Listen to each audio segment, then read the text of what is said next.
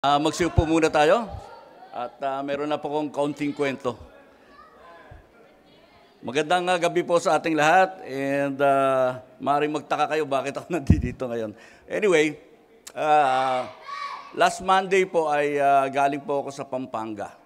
And may punta po sa aming warehouse at nagkapagsalita po ako doon, nag-share po ako ng gospel at marami pong naligtas during the time. And during that time, ipinost ko po yung picture na nag-share ako. And imbes na napaganda, lalong gumanda. Dahil po, nung papauwi na po ako, habang papauwi na po ako, mga alas 12 na po yun, na tumatakbo ako sa bandang Pampanga ng mga 100 kilometers per hour, ay tumawag po yung ating pastor. At sa pagtawag niya, sabi niya, Brad, pwede ka bang mag-preach sa Wednesday? Yung 100 kilometers per hour ko po, parang gusto ko po mag-engine stop. Dahil po sa mensahe, yung binigay po sa aking instruction ng pastor. But of course, dahil po doon, ay talagang ang masasabi lang po natin dito is yes. Kailangan po natin sumunod at kailangan po natin magbahagi ng salita ng Diyos kasi importanteng bagay po ito. And another thing, upon arrival, pagdating ko po sa bahay namin, ay naisabi ko po sa aking mga anak, sa aking pamilya na magsasalita ako ngayong Wednesday. At may dalawang advice sa akin yung mga anak ko. Number 1, sabi niya, huwag ko raw habaan.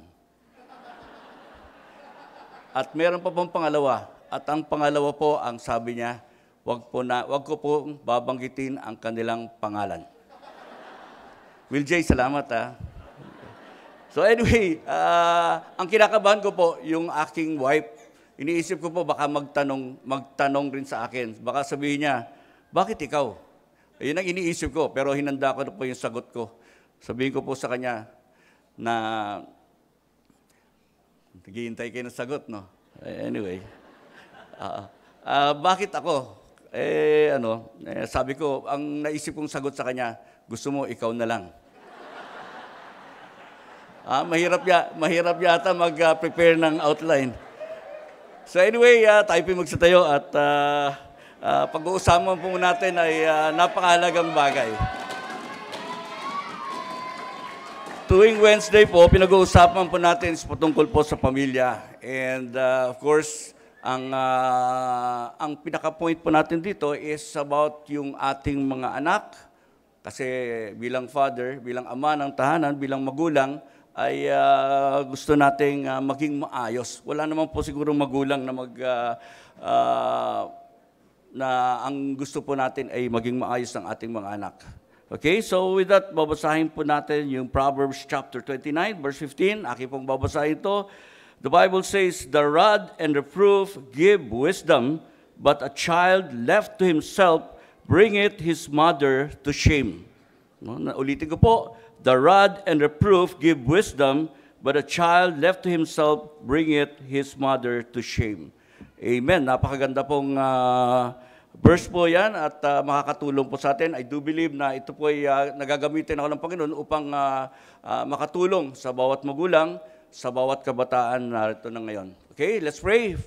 Tayo manalangin, dakilang Diyos, ako po'y nagpapasalamat sa araw na ito. Salamat po, Lord, na ako po'y nakatayo po sa likod ng pulpitong ito upang magbahagi ng iyong salita. Alam ko, Panginoon, na wala po kong kakayanan. Without you, Panginoon, ay kakayanin ko po ito at naniniwala po ako na ang mensahe po, kahit na sino po ang gamitin mo dito sa likod ng pulpito, ay mensahe niyo po ito, Panginoon. Tulungan niyo po ako, give me wisdom, knowledge, understanding, at pati po yung mga kapatiran na makikinig at maunawaan po ang mensaheng ito upang makatulong po sa pagpapalago, pagpapaayos ng aming pamilya. Maraming po salamat.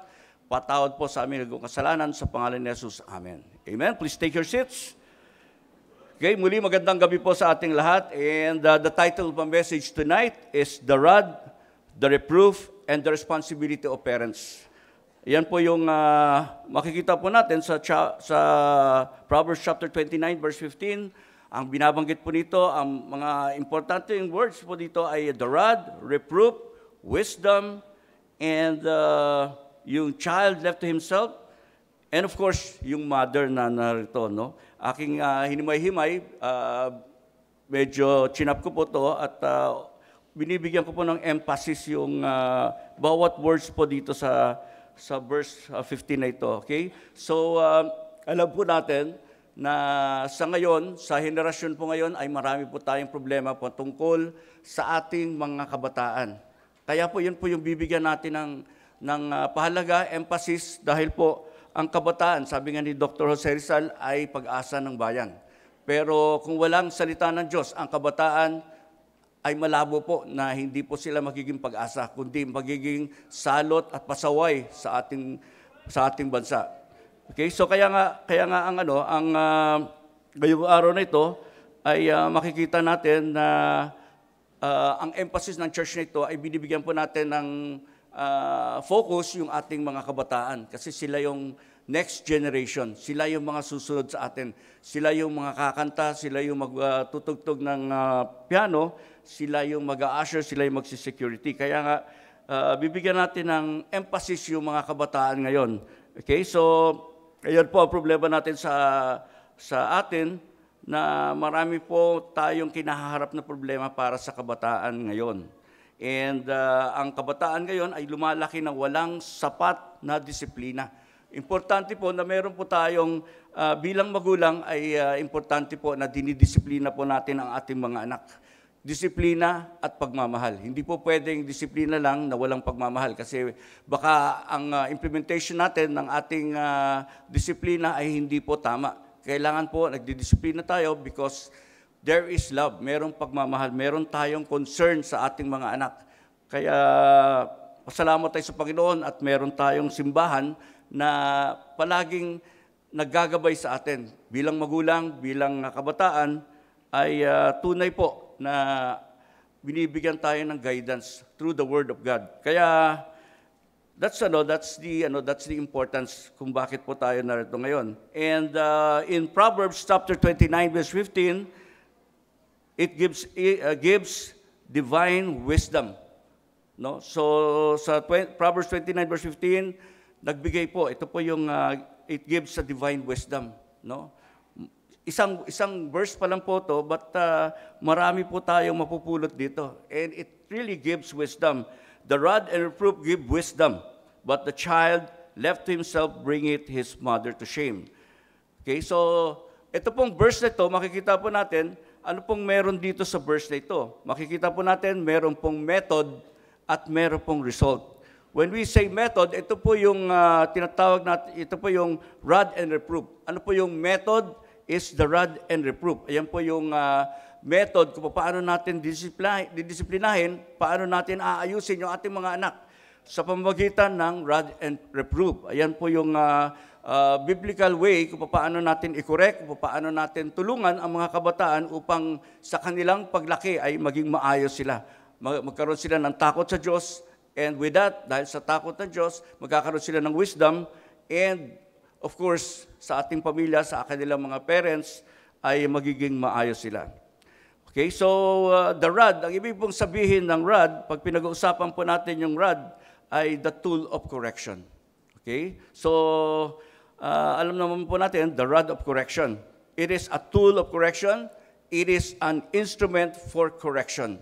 Kaya po, wag po natin tatanggalin ang pamalo sa ating mga anak. Ayan po yung malaking bagay na malaking tulong sa atin bilang magulang na hindi po natin dapat tatanggalin ang rod because it is a tool of correction. It is an instrument of correction. Kaya po, the rod symbolizes loving correction. Meron pong pagmamahal. Kaya po pag namamalo po tayo, hindi po natin ibinubuhos dapat ang ating galit because there should be a purpose. At ang purpose niyon is to correct yung mga pagkakamali ng ating mga anak at para magkaroon sila ng magandang direction, maayos na direction. And alam nyo, naging guilty po ako dito pagdating sa rod of correction kasi nung mga junior officer pa po ako ay talagang nung nag-i-schooling ako, pero talagang pressure po ako sa schooling po namin. At kahit na maliit pa po yung anak ko, si Lisel po, ay medyo may kalikutan din po. Kaya yung habang nagpiprint ako, magsasubmit na po ako bukas ng report ko, yung pera po, yung coins na ilagay po sa printer, kaya hindi po tumakbo yung printer. Talagang pinagpawisan po ako noon kasi wala po akong maisasubmit kung hindi po maayos yung printer. So, guilty rin po ako dito at napalo ko po yung anak ko. And kung titingnan natin, pinalo ko for correction, but wala pong pagmamahal, meron pong galit during the time kasi po because of the pressure sa akin. Kaya nung napalo ko po, na-realize ko rin later on na ang aking ginawa ay mali. Ganun rin po tayo, lahat po tayo ay guilty sa mga bagay na yan. Kaya yung rod of correction is very important for us, pero dapat merong pagmamahal, merong purpose, merong disiplina. Yan po yung gagamitin natin, the rod. And it represents discipline with authority and care. Bawat isa sa atin, bilang magulang, ay meron po tayong authority sa ating mga anak. Binigyan po tayo ng authority ng Panginoon.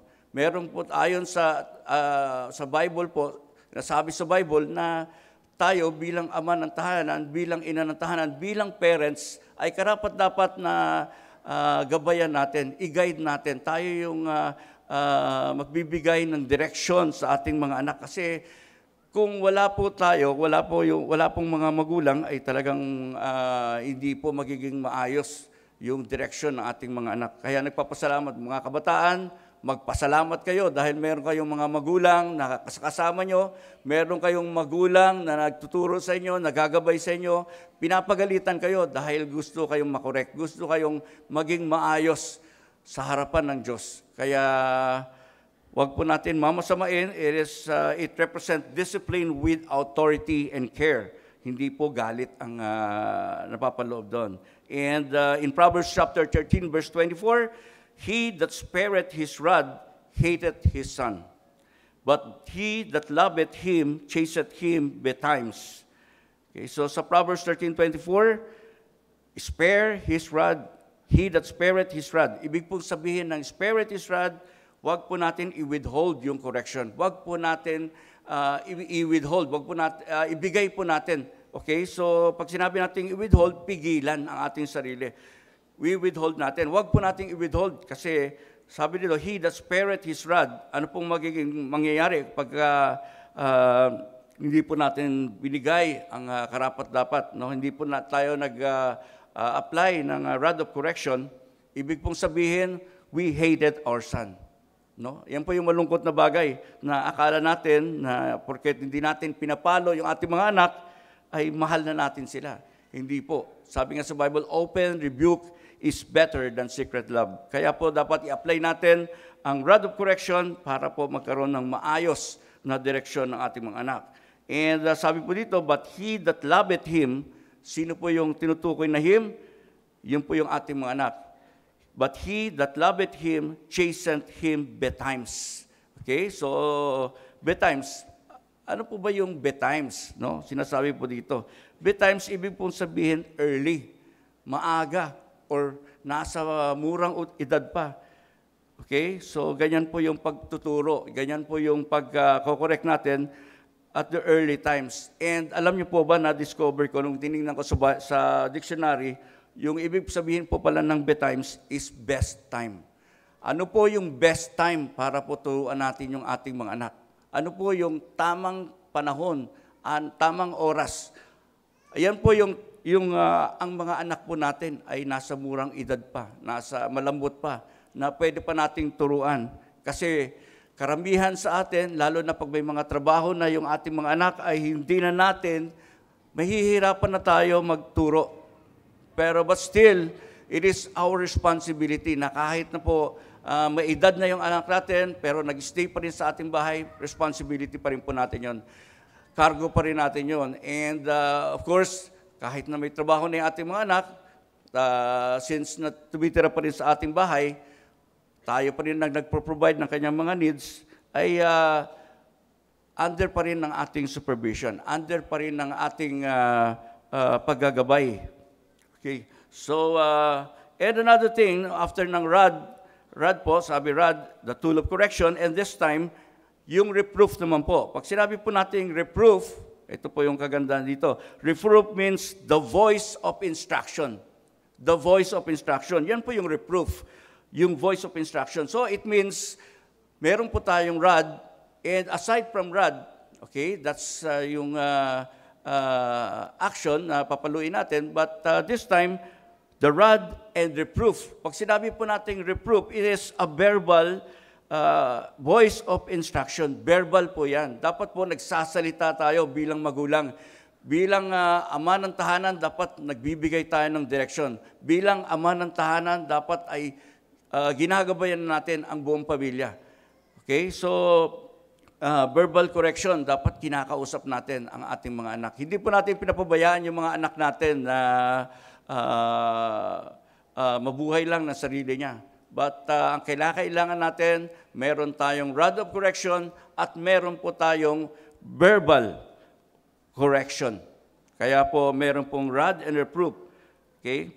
So ayan po yung nag-explain kung why behavior is wrong and guiding towards right, no? So parents must teach, explain, and reason with their children after correction. Okay? So, hindi po natin papaluin yung mga bata natin without purpose. Hindi po natin papaluin ang ating mga anak without telling them ano po yung naging kasalanan nila. Kasi without telling them, ay paulit-ulit po. Paulit-ulit yung kasalanan na kanilang ginagawa. Kaya binigyan tayo ng rod and reproof. So, mayroon tayong pamalo, and at the same time, meron verbal communication or verbal correction is also an important one. So, we have to teach, we have to explain, and reason, no? Para malaman nila, makorek natin yung ating mga bata at tumanim sa kanilang isipan. So, discipline without explanation can breed fear. Okay, I say it again. Discipline without explanation can breed fear. Okay, so, ang tinutukoy dito, kung nagdidisiplina po tayo ng tao, pero hindi po natin na-i-explain bakit po natin ginagawa yon. Bakit po yung disiplina na ina-apply natin, bakit po kinakailangan po natin na maipaliwanag sa kanila. No? Kasi correction Correction, ibig sabihin kino-correct natin, ina-align natin siya towards yung binibigay sa atin ng guidance ng salita ng Diyos. So, ito po yung nagdudulot lamang ng takot, ng fear. Kaya, dapat pag nagdisiplina tayo, there should be an explanation. Dapat na ipapaliwanag natin sa kanila ng maliwanag ang ginagawa natin para sa kanila. And explanation without discipline breeds disobedience. Okay, so nag-explain natin, pinapaliwanag natin, kinakausap natin yung anak, pero hindi naman natin dinidisiplina. Nakakapag-create lang tayo na nagiging disobedient lang yung ating mga anak. Kaya nga, both together, rod and reproof, ano pong binibigay kapag ginamit natin yung rod and reproof? It produces wisdom. Okay, so ano pong magiging result? Ano po magiging result when it comes to pag in-apply natin yung rod and reproof? Sabi sa Bible, the rod and reproof give wisdom. Yung wisdom po, ayan po yung magiging resulta ng ating rod of correction and also yung reproof, yung verbal correction po natin ay nagbibigay ng wisdom.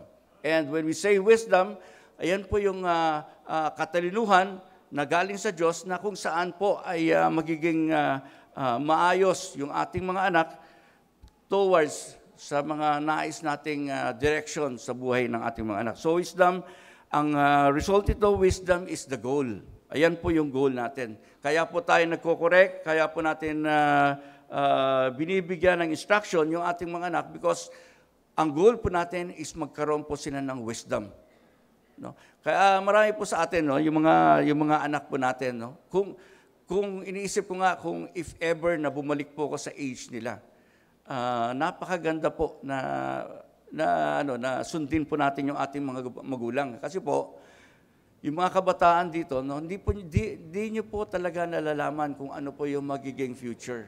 Kaya po, wag po tayong mag-hesitate. Yung mga bata po, yung mga kabataan natin ngayon, igalang po natin yung ating mga magulang. At pakinggan nyo, Pakinggan nyo yung inyong mga magulang kasi sila po yung nakakaalam ng future. Sila po yung nakakaalam ng ano pong mangyayari. No? Kapag gumawa ka ng bagay, kapag hindi pa nasa panahon ang pag-aasawa mo, alam ng magulang kung anong mangyayari sa inyo. Alam nila na ang buhay ng pag-aasawa ay mahirap. Sabi ko nga ang buhay ng mag-asawa sa simula lang mahirap. Pero habang tumatagal, pahirap ng pahirap. Kaya kung advice ng mga magulang, bilang advice ng humingi po tayo ng advice. Yung mga bata, wag po tayong baliwalain, wag po natin baliwalain yung mga advice ng ating mga magulang kasi sila po, alam po nila yung future eh. Lalong-lalo na yung mga parents natin na tumagal na dito sa simbahan. Marami nang na-encounter na problema yan. Marami nang na-encounter, marami nang experience na dapat wag natin gagawin. Kaya, yun ang kagandahan doon, magkaroon ng wisdom. Okay? So, don't hesitate to ask questions sa inyong mga magulang. Magtanong kayo. And kung ano yung ginagawa ng father nyo, sumama kayo. Kung ano yung ginagawa ng mother nyo bilang babae, ay sundin nyo yung ginagawa ng magulang nyo. Kasi alam natin na in the future, ay gagawin nyo rin po yan.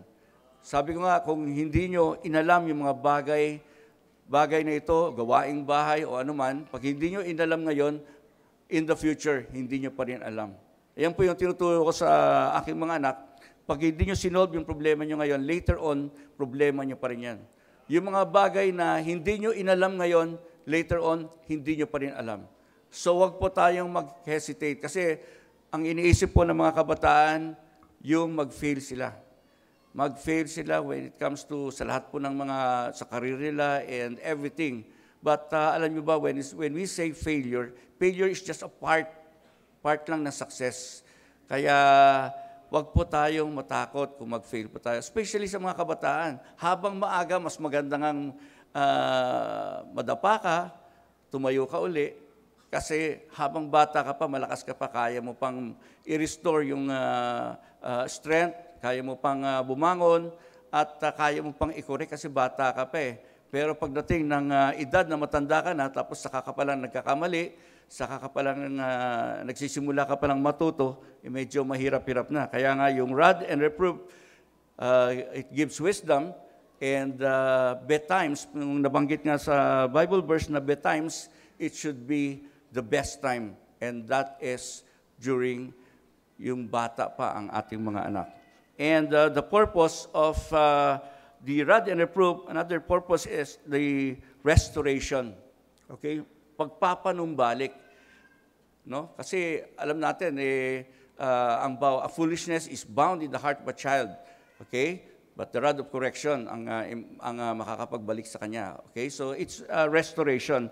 So the purpose of rod and reproof is restoration at hindi po punishment. Okay? So the goal is not to harm, but to shape character. Okay. So sa Hebrews 12 verse 11, it says, "Now no chastening for the present seemed to be joyous, but grievous. Nevertheless, afterward, it yielded the peaceable fruit of righteousness." Okay, so napakaganda po nito dahil ang iniisip ng ating mga anak kapag pinapagalitan natin, akala nila galit tayo. Akala nila wala pong purpose yung ginagawa po natin. But later on, they will realize na yung ginagawa natin sa ating mga anak ay makakatulong sa kanilang buhay. And later on, pag nagkaroon na sila ng ang sarili nilang pamilya, ay ipapasa rin nila yon. But sa ngayon, habang ang mga bata minsan nagsisimangot, medyo may sama ng loob, but looking this, yung importance ay dapat tatanggapin nila positively yung lahat po ng ginagawa, yung reproof and yung rod na binibigay sa atin. And dito po sa verse na binasa po natin sa Proverbs chapter 29 verse 15, a child left to himself bringeth his mother to shame. Okay? So ito naman po ay makikita natin dito. Dito po sa children, ang bata at ang parents relationship, is, ito po yung, a child left to himself means a child allowed to do as he pleases. Okay, pinapabayaan po natin. Sa mga magulang po ito, no? Bilang magulang, huwag po natin pababayaan yung ating mga anak. Sinabi po sa Bible, a child left to himself. Pinapabayaan natin, hindi natin pinapansin, or sometimes, nagiging busy tayo sa trabaho natin, na to the point na hindi na natin pinapansin, na hindi na natin binibigyan ng time o hindi natin pinapangaralan, hindi natin kinakausap yung ating mga anak. But hindi po ibig sabihin na the child left himself, bring it his mother to shame. Hindi po ibig sabihin na iniwanan po natin sila. But kahit na po kasama natin yung ating mga anak na hindi naman natin pinapansin, pinapabayaan lang po natin na may hawak na cellphone, pinapabayaan po natin na nakatutok sa television, at hindi po natin hindi po natin sinasabihan, hindi po natin kinakausap. Ganun din po ang meaning yun, a child left to himself, pinapabayaan po natin. So, bilang magulang, ay karapat-dapat na bigyan po natin ng guidance. I-supervise po natin yung ating mga anak dahil pag napabayaan po natin yung mga anak, later on, lalaki po yan, and hindi na po natin kayang i-correct ang ating mga anak. Matigas na po. Sabi nga po nila, mahaba na yung sungay.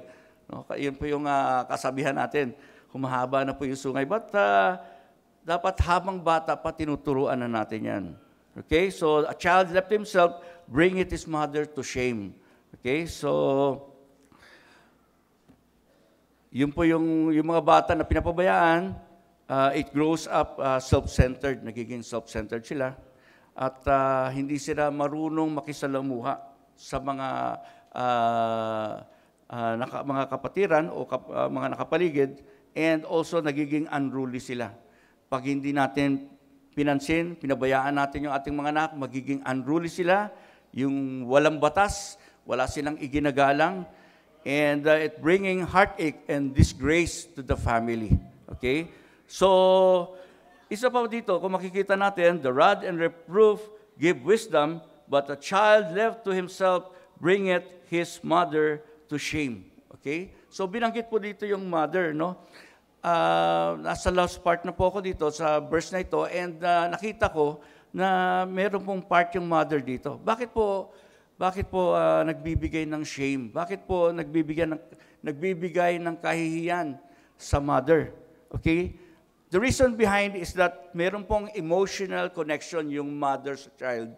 Yung nanay sa anak niya, kasi pinagbuntis niya for 9 months, talagang meron po silang bonding.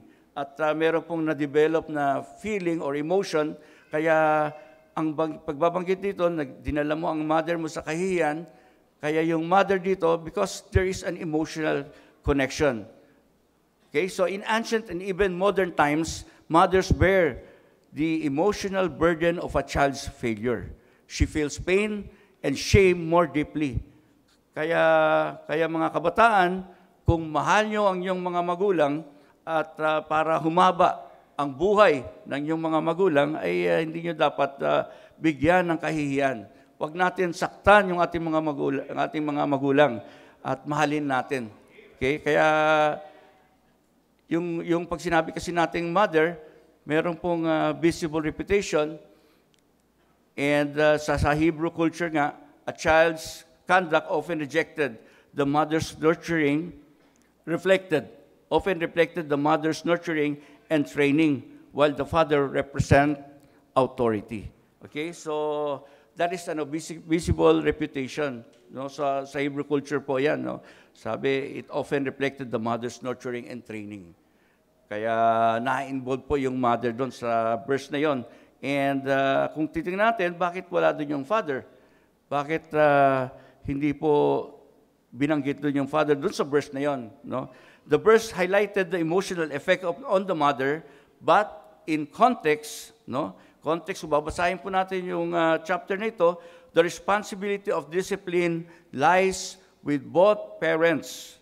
Sabi nga sa Proverbs 1 verse 8, "My son, hear the instruction of thy father, and forsake not the law of thy mother." So involved po yung father and mother sa pagpapalaki at ng maayos at matuwid ang ating mga anak. So this time, ito po naman yung application. No? So mga parents, ito po yung application natin sa pagpapalaki at pag-aalaga natin ng ating mga anak. Okay, so first is parents must balance love and discipline. So dapat po, kapag nagdisiplina po tayo, meron pong pagmamahal. Kasi pag wala pong pagmamahal, we might be out of control. Maring wala po tayong mawala po tayo sa control when it comes to yung correcting our children.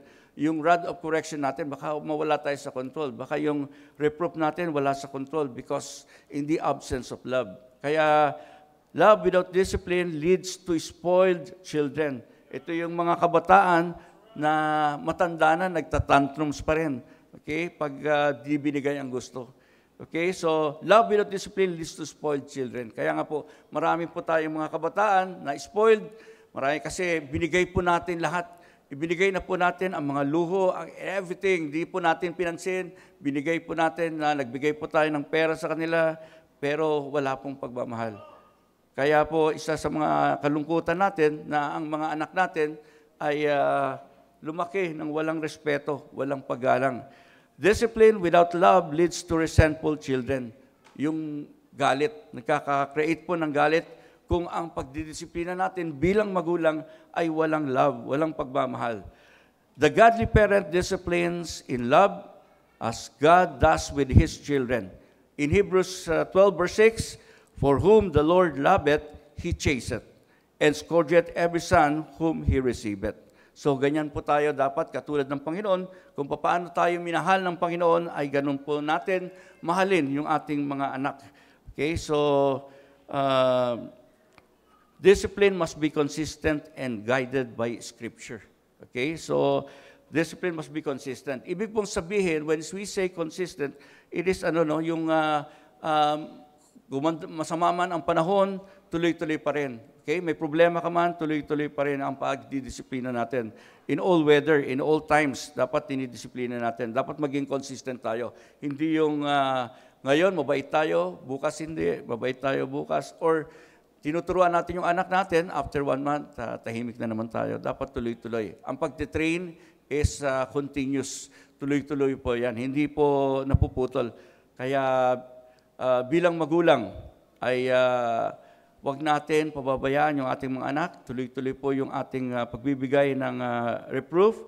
Tuloy-tuloy po yung ating rod of correction because discipline must be consistent and, of course, guided by Scripture. So, dito po tayo sa church na ito ay palagi po natin naririnig ang salita ng Diyos. Ang kulang na lang po sa atin is application. Paano natin i-apply sa ating tahanan? Okay, so kaya nga sabi ni Pastor sa atin, i-re-echo natin yung naririnig natin sa ating sa pulpitong ito, sa church na ito, sa ating pastor, i-re-echo natin, i-magnify natin at muling ipaalala sa ating mga anak ang salita ng Diyos na narinig natin dito. Kaya yung bagay na ito ay dapat natin i-consider. And another thing is responsibility cannot be delegated. Hindi po natin pwedeng ipasa yan sa school, even sa church or society cannot replace the role of the parent in discipline. Hindi po sa isip ng mga bata kapag naririnig po natin dito at hindi po natin ina-apply sa ating tahanan ay magda-doubt po yung ating mga anak. Maaring mag-isip sila, totoo ba talaga yung naririnig natin kasi hindi po na-i-apply sa bahay. Mag-question, magda-doubt po yung ating mga anak. Kaya titignan po natin, babantayan po natin ng ating mga sarili na dapat po ay maging consistent tayo and ang salita ng Diyos ay maiuwi natin sa tahanan natin. Ang salita ng Diyos ay dapat natin pag-usapan sa ating tahanan. Ang salita ng Diyos ang dapat mamutawi, ang mag-guide sa atin sa pagpapalakad o pagpapatakbo o gagabay natin sa ating pamilya. Do not discipline out of anger, but out of a desire to correct. Hindi po tayo nagdidisiplina dahil po sa galit, but yung desire po natin to correct yung mga pagkakamali ng ating mga anak. Okay? Mas maganda po. Ito po yung isang magandang bagay. Pray before and after disciplining your child. When you pray, yung galit po natin nawawala. And bumabalik po tayo. Bakit po natin kinokorek yung ating mga anak natin? Bakit po natin ginagabayan yung ating mga anak. So, pagka nag-pray po tayo, ay bumabalik po kung ano po talaga ang objective natin, ano po yung goal natin sa paghahayag ng salita ng Diyos at pagtuturo natin. Use every opportunity to teach moral lessons from God's Word. Kaya nga kahit nakatayo tayo, kasama natin yung ating mga anak habang namamasyal tayo, habang nakahiga, habang kumakain, or nagda-drive, mas maganda ngayon kasi captured audience yun, captured audience. Kaya wag natin, lahat ng bagay, lahat ng opportunity na pangaralan natin yung ating mga anak, take advantage of it. So the responsibility cannot be delegated. Okay? So in Proverbs 22 verse 6, sabi po sa Bible, train up a child in the way he should go, and when he is old, he will not depart for it. Okay? So for the application naman, for mga young people. Okay? So marami po ba tayong young people ngayon? Amen? Amen. So para po sa mga young people, no? Ito po yung magiging advice, ito po yung katuruan na dapat natin i-take note. Receive discipline as a gift. No? Tanggapin natin na isang regalo yan. Alam nyo, hindi po madali ang magalit, hindi po madali ang magbigay aral, hindi po madali ang mag-correct sa ating mga anak. So para po sa mga kabataan, we should accept it and receive discipline as a gift. Tanggapin natin as a gift. Kasi meron po tayong matututunan na kung saan po ay mai-apply natin later on sa ating buhay. Pagdating ng araw na kung saan ay kayo rin po ay magiging magulang. Discipline is not rejection. No, hindi po rejection yan. Kapag dinidisiplina po tayo, it is not a rejection. It's a proof of love. Pagmamahal. So, hindi po rejection yan. Hindi po kayo tinatakwil. Pag pinapagalitan kayo, kinokorek po kayo, and it is a proof of love. Kung hindi po kayo pinapagalitan, hindi po kayo pinapansin, ay mag-doubt na po kayo, magtanong po kayo kung bakit hindi kayo pinapansin. Wala pong pagmamahal doon. Because discipline is not rejection, it's a proof of love. In Proverbs 3, verse 11 to 12, my son, despise not the chastening of the Lord, for whom the Lord loveth, He corrected. So, ibig pong sabihin nun, kung kinokorek po kayo, mga kabataan, ay mahal kayo ng inyong mga magulang. Huwag pong sasama ang inyong loob dahil yan po ay pagpapakita ng mga magulang na mahal niya po kayo. Okay? So, a disobedient child can bring sorrow to his parents. In Proverbs 10 verse 1, so honor your parents by listening, by obeying, and living wisely. So true freedom comes from obedience. Okay? So minsan humingi tayo, yung tunay na kalayaan ay sa pamamagitan ng pagsunod. Kasi pagka nasa loob ka ng boundary, nasa loob ka ng yung batas or law, pag nasa loob ka, pag sinusunod mo ang batas, ay maayos ka. Iyan po yung totoong freedom. True freedom. May kalayaan kang gumawa ng tama. Okay? So, true freedom comes from obedience. Freedom without restraints leads to destruction. Ibig sabihin po ng restraint, it means boundaries. Dapat po meron pong boundary. Na may kalayaan tayo, but within the bound. No? Nasa loob po tayo ng rules, nasa loob po tayo ng law. Kaya freedom, true freedom comes from obedience. Okay, sa pagsunod. Okay, so discipline builds the character that allows you to handle responsibility, accountability for your action.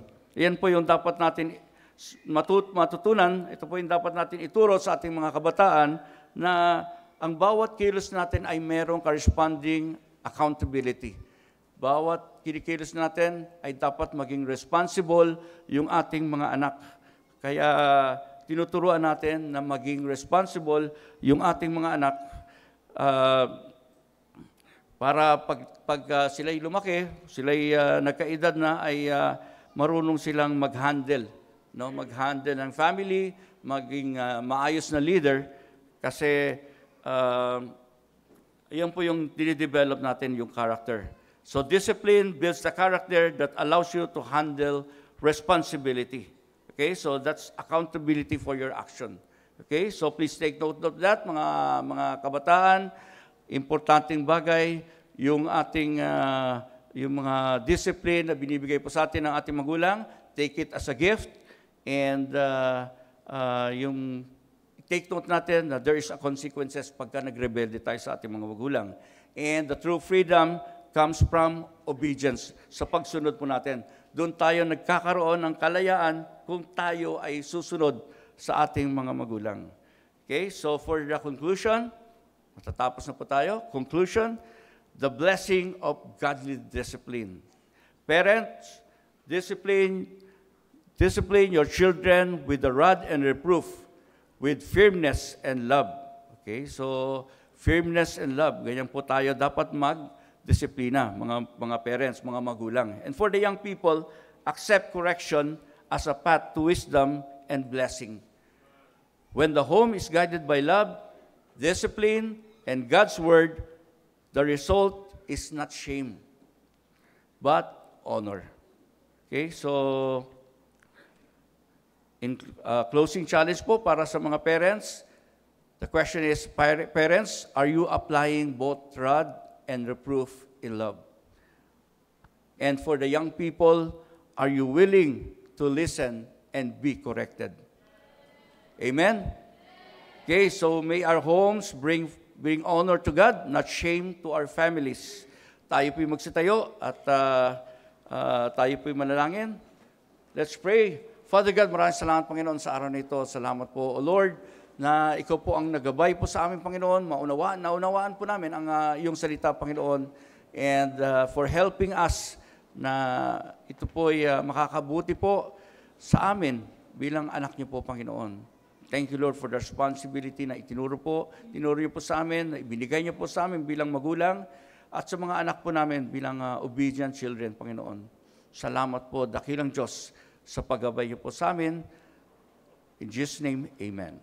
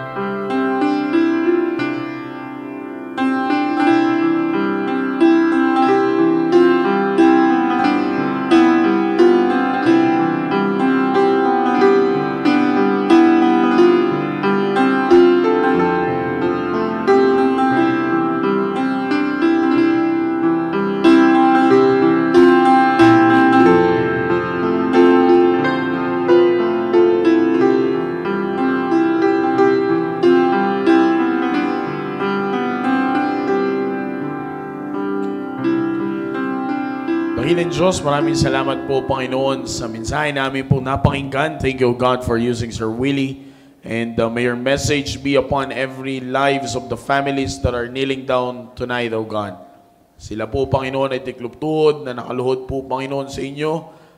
Ang aking pong pakiusap, Panginoon, ay dinggin niyo po ang kanilang panalangin, Panginoon, to discipline the children, Panginoon, at magkaroon ng disiplina, Panginoon, sa loob ng pamilya, which is naaayon po, Panginoon, sa inyo pong salita. Maraming salamat po at patawarin niyo po kami sa iyong pagkukulang at pagkakasala. Again, thank you for using Sir Willie, O God. Bless his family, his work, and his ministry, O God. Please forgive us from all of our sins. In Jesus' name, amen. Amen. Can you shout aloud, amen, for that message? Amen. Amen. Alam niyo po, habang kayo po ay bumabalik sa ating pong mga upuan, And ako po ay nagpapasalamat sa Panginoon sa napakagandang reminder po niya. No? It's all about how we discipline, no? Yung magkaroon ng disiplina sa loob po ng tahanan. Alam naman po natin ngayon, mga kapatid, na talamak ngayon, lahat tayo ay nakatuon sa social media.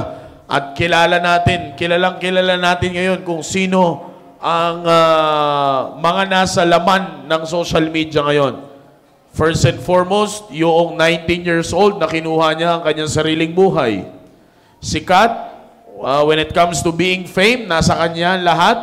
Di ba? Sabi nga ni Sir Willie kanina, napakaganda po yun para it's a wake-up call for the parents. No po? Kaya sa mga parents, sa lahat po ng parents na nandito, can you say amen, please? Amen. Alam niyo po, totoo po yung sinabi ni Sir Willie kanina eh. Makinig po, no? Saglit lamang po ito. No? Maganda po yun sa mga parents na it's a wake-up call for every parents. Kasi literally, as how God created the fathers, totoo po yun na ibibigay nyo at ipoprovide nyo ang pangangailangan ng pamilya.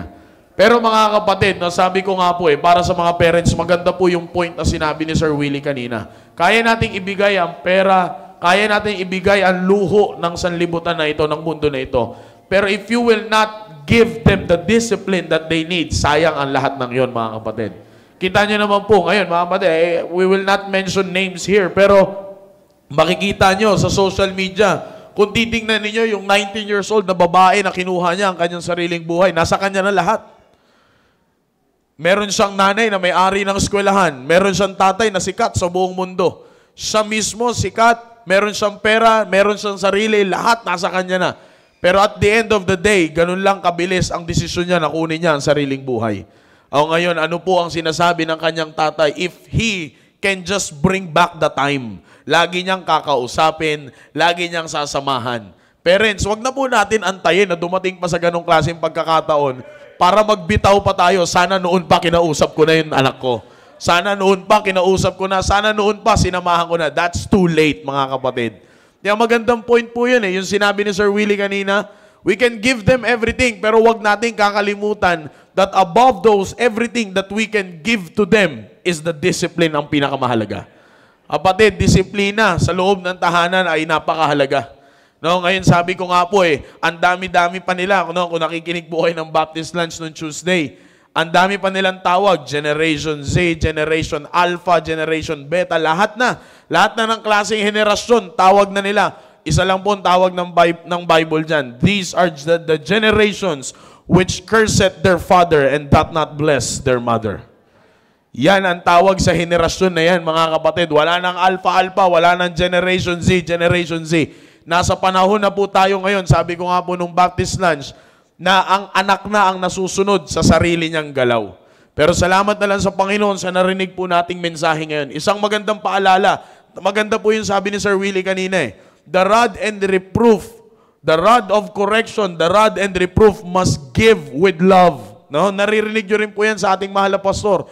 Hindi yung kung kailan na gumawa, minsan, tama po yung sabi ni Sir Willie, minsan out of anger na sa sobrang pressure mo na rin bilang nagtatrabahong tatay at bilang nagtatrabahong nanay, imbis na disiplina ang maibigay mo sa anak mo, galit ang naibibigay mo sa anak mo. Kaya nga di ba sabi ni Pastor, may tatay na papasok sa loob ng tahanan na akala mo binagsakan ng mundo sa sobrang galit lagi. May nanay na kapag nagsalita, akala mo wala nang magandang nangyari sa buhay niya. Bakit? Nagkakamali na po tayo ng disiplina sa loob ng pamilya. Kaya napakaganda po nun, no? Isang magandang wake-up call na paalala po sa atin ang binitawan ngayon ni Sir Willie. Na tingnan natin yung pagdidisiplina, yung pagbigay ba ng disiplina sa loob ng tahanan, nandoon pa rin ba yung biblical application? Kasi ang ganda ng mga binasa pong verses ni Sir Willie, na kapag dinisiplina mo ang anak mo, it shows love. It shows protection. So dapat pag nagkaroon ng disiplina sa loob ng tahanan, kaya nga, it is very impossible for the children na ayawan yung disiplina Kasi ang mararamdaman nila is love and protection. Kaya nga sa mga magulang, no po, wag natin pahintulutan na hindi porket may trabaho, hindi porket kumikita na sila sa kanilang sarili, hindi porket meron silang mataas. Sabi nga po ni Sir Noel at ni Sir Rudy, kung ikukumpara yung education nila noon sa education ng mga kabataan ngayon, hindi hamak na mas mataas na ang education level ngayon. But it doesn't mean na ikaw, sabi nga ni Sir Willie din kanina, bilang isang magulang, hindi mo na papakialaman ang anak mo. Ikaw pa rin ang nilagay ng Diyos dyan. Amen? O, kaya maganda pong paalala po yun sa mga parents. And for the children, tandaan nyo, kung meron mang isang titulo na hindi mawawala sa ibabaw ng lupa na ito, yan ang pagiging anak. Balik ta rin nyo man ang sitwasyon, anak pa rin kayo. Umusad man kayo sa buhay ninyo, magkaroon man kayo ng success sa buhay ninyo, tumaas man ang edukasyon ninyo, anak pa rin kayo. And the only thing na ang natrabaho na ibinigay ng Diyos sa isang anak is to what? Obey. Ang ganda po nung punto na sinabi ni Sir Willie kanina, true freedom, nasaan? Nasa pagsunod. Nako, maraming hindi nag-agring mga anak. Mabigat yun. Oh, sa totoo lang po, mabigat yun sa mga anak na hindi sumusunod. Pero sa mga anak na sumusunod, alam nyo po yan. In fact, if you will just notice, sa mga may trabaho po ngayon, team preparation, kung hindi kayo sumunod sa magulang ninyo, wala kayo sa ganyang posisyon ng buhay po ninyo ngayon. Sa mga magulang na ngayon na naging anak na alam nyo na kayo ay dumaan sa ganong klaseng pagsunod, wala kayong pamilyang maayos ngayon kung hindi kayo sumunod sa inyong mga magulang. Diba? That is the main. Alam, napakagandang punto po nun eh. True freedom. Minsan, ang akala ng mga bata, pag kumita ka na, may sarili ka ng trabaho, hindi ka na pwedeng diktahan ng magulang mo.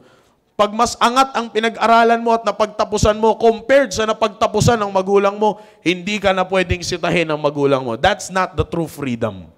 Huwag kayong maniniwala dyan sa mga sumisigaw sa kalsada na kapag nandiyan ka sa lansangan, malaya ka. No. Kaya sila nasa lansangan, hindi sila malaya, pabaya.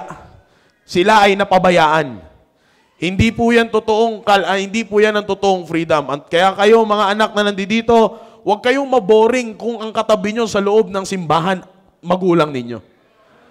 Eh, pag nakaratay na sila, pag nasa loob na sila ng isang kwadrado, iiyak-iyak din naman tayo.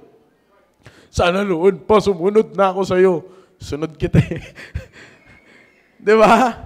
Diba? Minsan, diba, young people, pagkahaba-haba ng mensahe mo sa social media, eh bakit noon hindi mo masabi yan sa magulang mo? See? Because ang akala ng maraming kabataan ngayon, that freedom comes from everything that is in the world. No. Magandang tandaan po yung sinabi ni Sir Willie. True freedom ay nasa obedience. Nasa obedience yan. Tandaan po natin, no? Wala tayo sa magandang kalagayan ngayon kung hindi tayo sumunod. Generally speaking, mga kapatid, outside the topic, simulan natin sa ating Kristiyanong buhay, kung hindi tayo sumunod sa ginawa ng Panginoon para sa atin, wala tayo dito ngayon. Wala tayong maayos na buhay. Pero dahil sumunod tayo sa Panginoon, magkakasama tayo ngayon. Di ba? Amen. Amen. Great preaching. Amen.